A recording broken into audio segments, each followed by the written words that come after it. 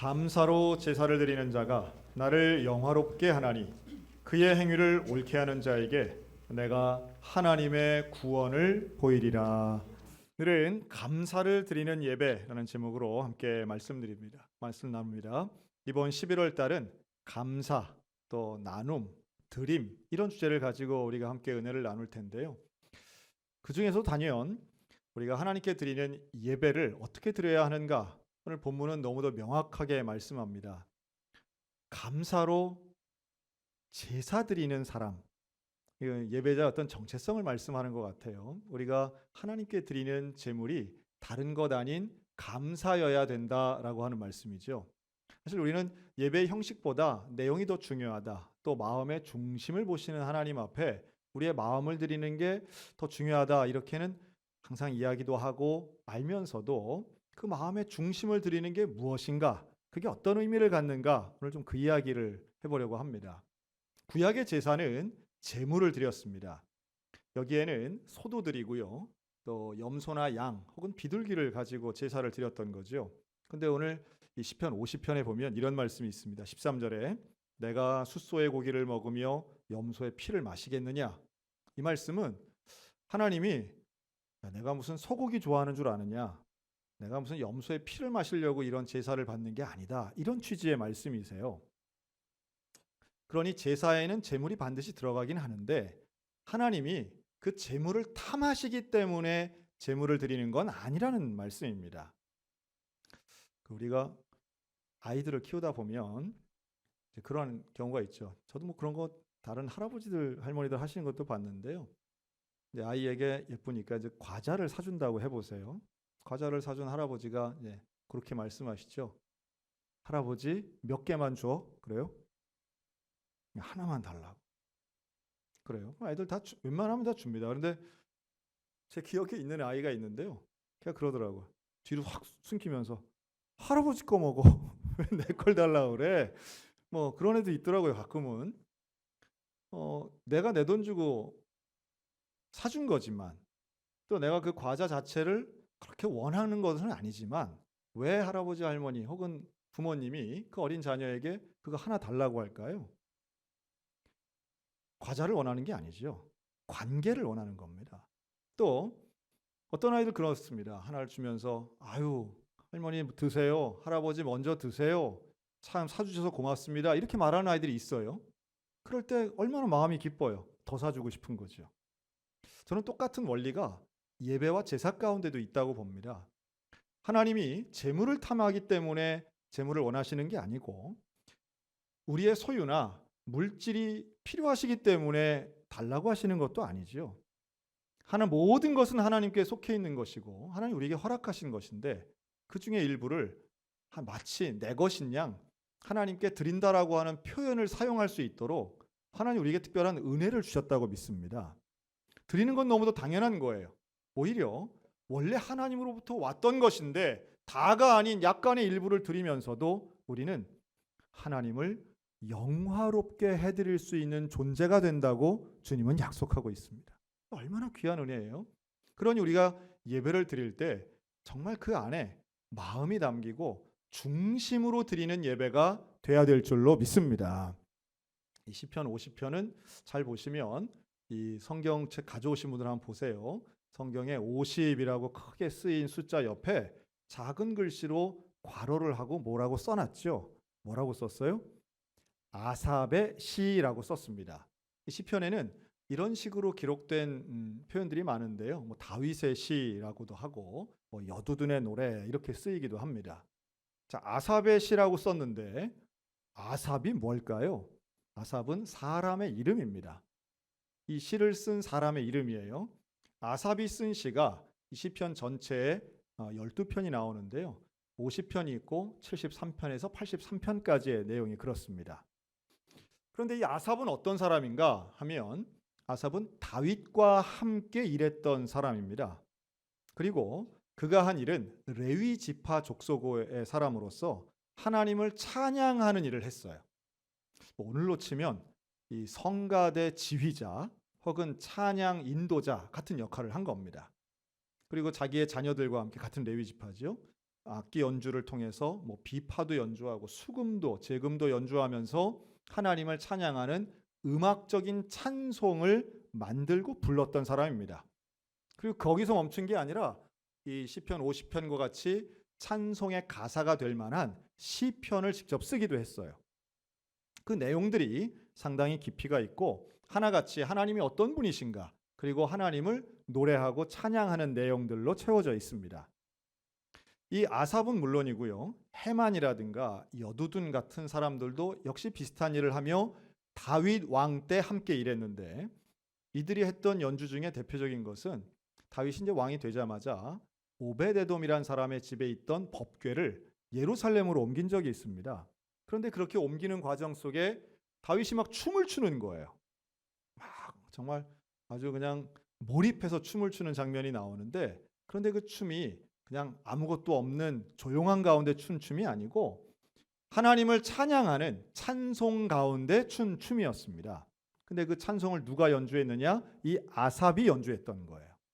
그러니 아삽은 다윗과 한 시대를 살고 다윗과 함께 하나님을 찬송한 사람이며, 다윗이 쓴 시편이나 다윗의 일생이나 다윗의 신앙을 잘 알고 있던 사람이었습니다.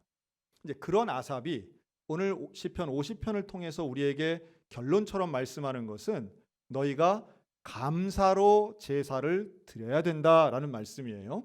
이걸 좀 조금 다른 표현으로 한다면 하나님이 우리의 중심을 보시는데, 보시는 중심의 핵심이 뭘까? 우리 중심에 여러 가지 감정들이 있는데 도대체 뭘 그렇게 중요하게 보실까?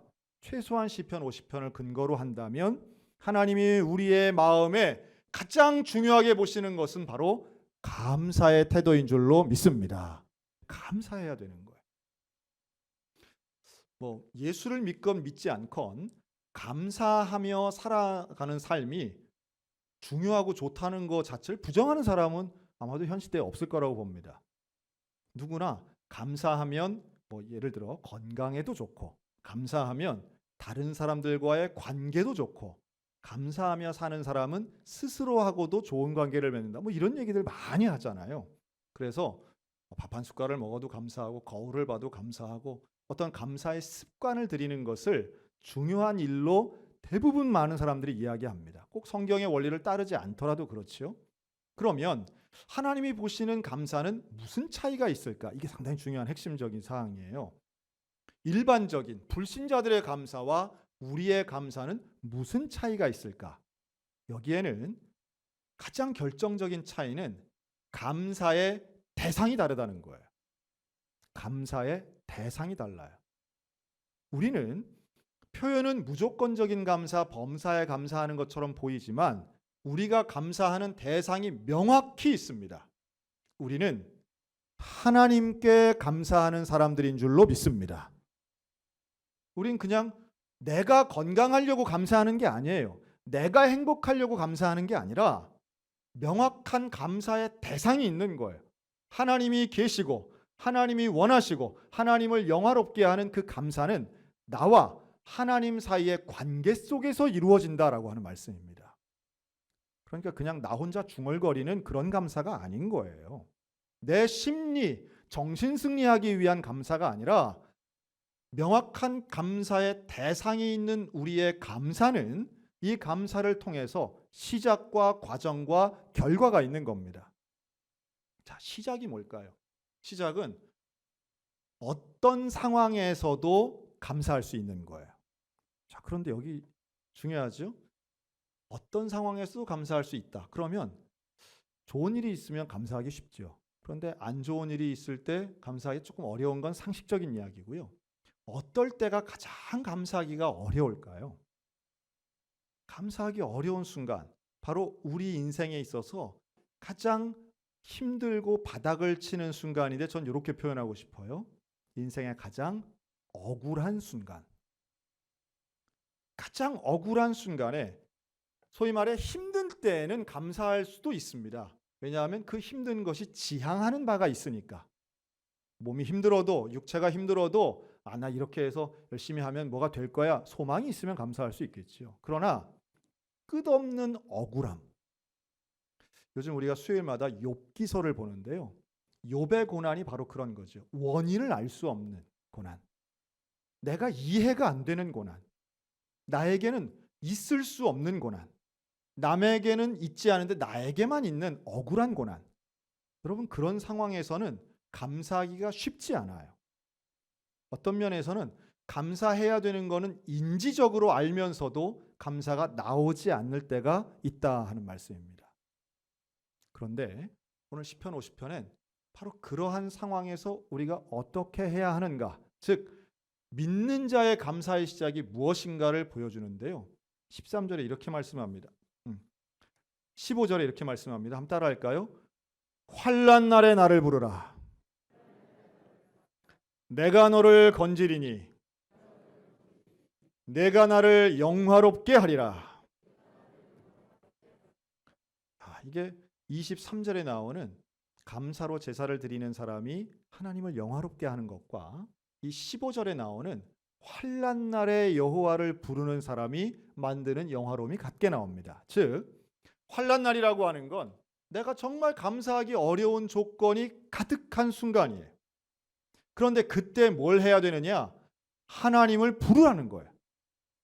환난 날에 여호와를 부르는 자가 곧 믿음을 가지고 감사하는 자인 줄로 믿습니다.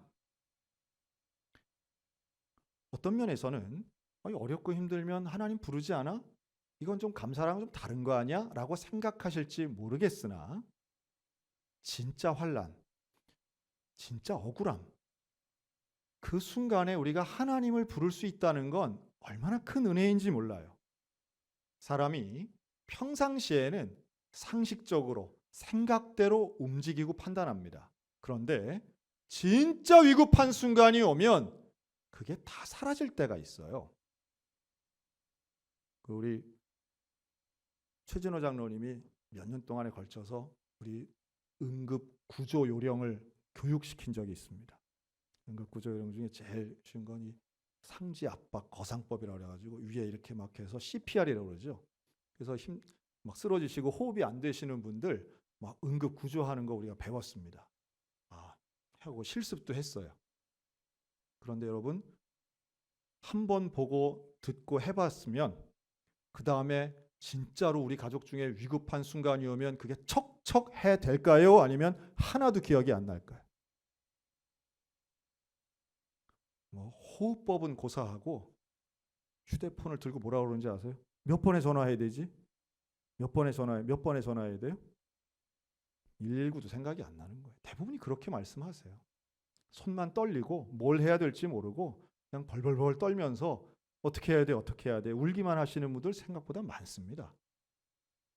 여러분, 내 인생에 정말로 깊은 환난 날이 왔을 때 사람들이 선택하는 어리석음 중에 하나는 뭘 해야 될지 모르고 나의 이 환난 자체에 대해서 원망하고 불평하고 내 인생을 저주하기는 하는데 정말 중요한 하나님 여호와를 부르는 것은 생각도 못하고 실행도 못하는 어리석은 인생들이 많다는 거예요. 주님 말씀하시는 환난 날에 나를 부르라 하시는 말씀은 바로 하나님을 기억하는 사람, 하나님을 믿는 사람, 하나님을 신뢰하는 사람에게 임하는 놀라운 은혜인 줄로 믿습니다. 그리고 이 환난 날에 하나님을 부를 수 있는 사람이야말로 사실은 그 마음의 중심에 하나님을 향한 감사가 있는 사람이라고 볼 수 있어요.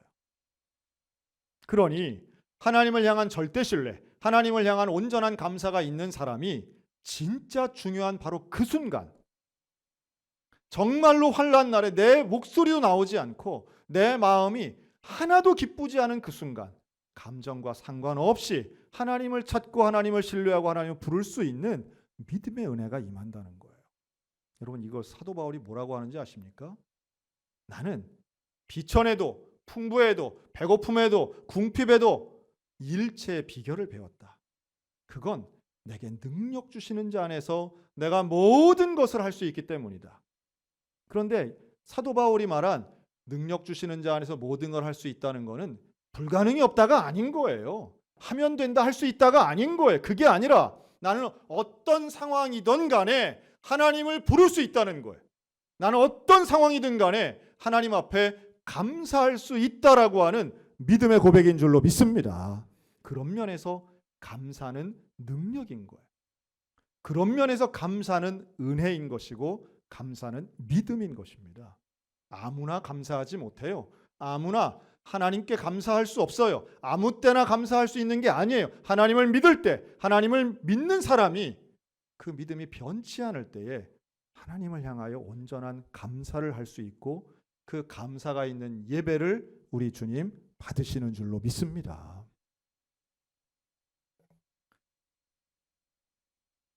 사막산 같은 이 바위로 이루어진 산들 있죠. 요즘 사막산들 케이블카 타시고 많이들 가시고 하는데, 그런데 그런 바위산에 가면 가끔 뭘 보냐 하면 바위 위에 있는 나무들을 볼 때가 있습니다. 흙이 아니라 바위 위에 이렇게 나무가 있어요. 제가 한번 말씀드린 적이 있어요. 여러분, 나무는 우리나라의 많은 화강암을 깨고 나올 수 있다 없다? 없습니다. 그 화강암을 깰 정도로 나무가 이렇게 올라오진 못해요. 저도 처음에 그걸 몰라가지고 야, 정말 생명의 힘이 대단한가 보다. 저걸 깨고 저렇게 올라오다니. 야, 대단하네. 그런데 그게 아니더라고요. 그게 아니고 그렇게 바위 위에 있는 것처럼 보이지만 실제로는 그 밑에 보면 뿌리가 가늘게 내려가서 뻗을 수 있는 아주 작은 틈이 있는 거예요. 그런 바위 사이의 틈 혹은 바위에 깨진 틈을 이용해서 어쨌든 양분이 있는 곳까지 뿌리가 내려가서 그 위에 나무가 사는 겁니다. 제가 전문가한테 확인까지 한 거니까요. 의심하지 않으셨으면 좋겠어요. 목사님 난 봤는데 나무를 깨고 올라온 게 또 그러면 모르겠지만 어쨌든 그런데요.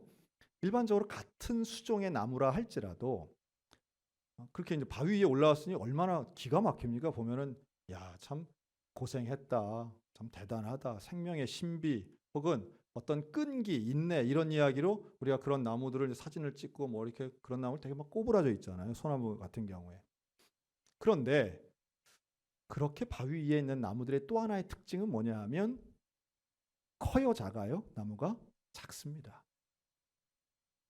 정말 고생해서 어쨌든 줄기를 피우고 가지도 좀 뻗었긴 했지만 작아요. 크지 못해요. 같은 수종의 나무가 좋은 땅의 아래쪽에 있는 나무는 어떤가 하면 커요. 소위 말해 아름드리 나무가 되기 위해선 산꼭대기에 있어서는 그런 나무가 되질 못해요. 금강송들은 낮은 곳에 있어요. 제가 지금 무슨 얘기를 하느냐 하면 아무리 노력하고 아무리 몸부림쳐도 내가 처한 상황 자체를 바꾸지 못할 때도 있다는 말씀이에요. 바위 위에 있는 나무가 얼마나 고생했겠어요. 얼마나 최선의 노력을 했겠어요. 그런데 그가 해낸 결과는 아래쪽에 좋은 땅에 있는 나무에 비하면 몇십 배의 노력을 했을지라도 그거밖에 안 돼요. 그거밖에 안 돼요. 여러분, 어떤 면에서는 인생은 상당히 불공평합니다. 왜 누구는 저기서 좋은 땅에 저렇게 있어가지고 저렇게 큰 나무가 되고 사람들한테 사용도 되고 이러는데 나는 여기서 이렇게 쎄빠지게 고생을 해도 요거밖에 못하나. 아무짝에도 쓸모도 없고 목재로도 쓰여지지도 않아요. 이제 그런 걸 위로하기 위해서 그 나무가 잘라져서 십자가가 되어서 예수님이 달렸다. 그런 동화 같은 이야기도 만들어낼 정도로 우리는 뭔가 의미를 부여하고 싶은 거죠. 그러나 분명한 건 이겁니다. 우리의 인생 속에 내가 아무리 노력해도 바뀌지 않는 상황이 있을 수 있다는 거예요. 그렇죠? 그런데 하나님이 원하시는 건 때로는 물론 부조리한 상황이나 악에 대해서까지 침묵하자는 얘기는 결코 아닙니다. 하지만 하나님이 원하시고 말씀하시는 바가 있습니다. 상황을 바꾸지 못한다 할지라도 그 속에 있는 나의 상태 그리고 하나님과의 관계를 우리 주님은 알고 계시고 그 아시는 하나님께서 우리가 얼마나 치열하게 살아왔고 얼마나 성실하게 살아왔고 얼마나 정직하게 하나님을 찾고 있는가를 우리 주님은 아실 뿐만 아니라 그 사람이 하는 감사를 주님은 기뻐 받으시고 그 감사를 통하여 하나님이 영화롭게 될 줄로 믿습니다. 그래서 저는 그렇게 생각을 하는 거죠. 그 나무 한 그루를 봐도 야, 사람인 내가 봐도 너 참 수고했겠구나 하는 생각이 드는데 하나님 보실 때는 어떤 평가가 있을까? 크다고 굵다고 다 좋은 것도 아니고요. 하나님께서 인정하시는 인생이 돼야 되지 않겠느냐라는 거예요. 감사하는 사람은 상황을 초월하는 인생을 산다는 말씀을 드리고 싶습니다. 이게 바로 사도 바울이 이야기하는 것이고 오늘 시편의 저자가 우리에게 가르쳐주고 있는 감사의 놀라운 비밀이라고 저는 믿어요. 감사하는 사람을 통해서 하나님은 분명히 그 영광을 받으십니다. 상황을 바꾸진 못하지만 감사를 통해 하나님 편에 선 대표적인 사람 다윗이 있습니다. 여러분, 다윗은 그를 죽이려고 하는 사울 왕의 위협 때문에 광야로 도망을 쳐요. 정말 억울한 순간이에요. 그는 잘못한 게 없어요. 사울이 전적으로 나빠요. 악해요. 그런데 사울은 왕이고 권력이 있어요. 힘이 있어요. 여러분, 다윗은 그런데 놀랍게도 이 상황을 바꾸려고 하지도 않습니다. 즉 사울을 죽일 수 있는 기회가 있었음에도 불구하고 사울을 죽이지 않아요. 오히려 현재의 이 억울한 고난의 상황 자체를 그대로 인정하고 있어요. 그대로 인정합니다. 이걸 그대로 수용해요. 그런 상황 속에서 그는 시편을 씁니다.